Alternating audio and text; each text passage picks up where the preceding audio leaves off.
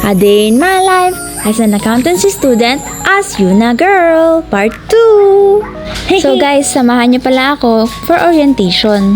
Second day na pala natin. So guys, as you can see, ang dami kong nakuwang prizes. Diba, lakas talaga ni Yuna Girl! So mamaya, chika ko sa inyo. For now, pupunta muna tayo sa Grand Hall, which is nasa dulo ng school. Kaya ayan, pawis na naman ang Yuna Girl. Kasi kailangan nating maglakad papunta sa Grand Hall. And ayan, napuntahan ko na rin after how many years. So guys, bali ang mayayari pala today is in-orient lang kami ng mga teachers for first day namin sa school. And hindi siya nakaka-boring guys kasi ang dami nilang palaro. So lahat ng mga student tuloy ay interested at gustong magsagot. So as you can see guys, may ID na si Yuna Girl. Kahapon kasi guys walang ID. So kinakabahan ako sa guard kasi baka di ako papasukin. So before we start the orientation, syempre magpe-pray muna tayo. And kakantahin natin ng pambansang awit.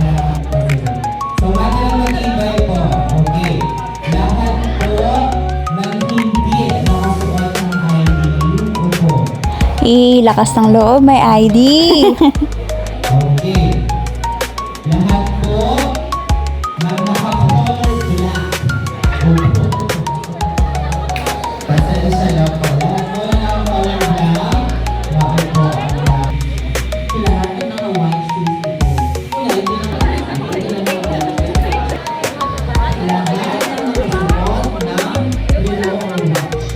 Yun lang, dun tayo naligwa. So, hindi man tayo pinalad sa unang laro. Ay, marami pa namang iba. So, don't give up. So, ito pala yung mga last contestant na maglalaro ng matibay. So, congratulations sa nanalo!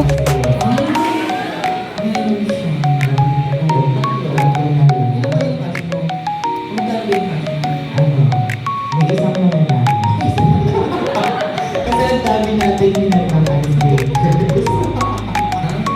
Lahat yung naka-earrings.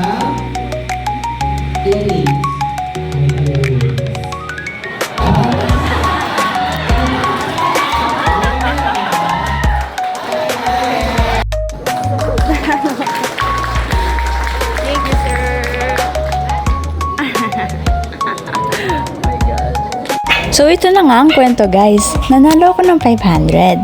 Kasi, ito na. Kasi madalas kasi ako nagno-notes talaga. So, every word na sinasabi ni sir, nina-notes ko talaga. Para hindi ko siya makalimutan. Then, pinatayo ni sir kung sino ang gusto na i-recite sa harap ang apat na yon tapos i-elaborate. So, nung una guys, walang tumatayo. Hanggang sa 100, 200, 300, wala talaga.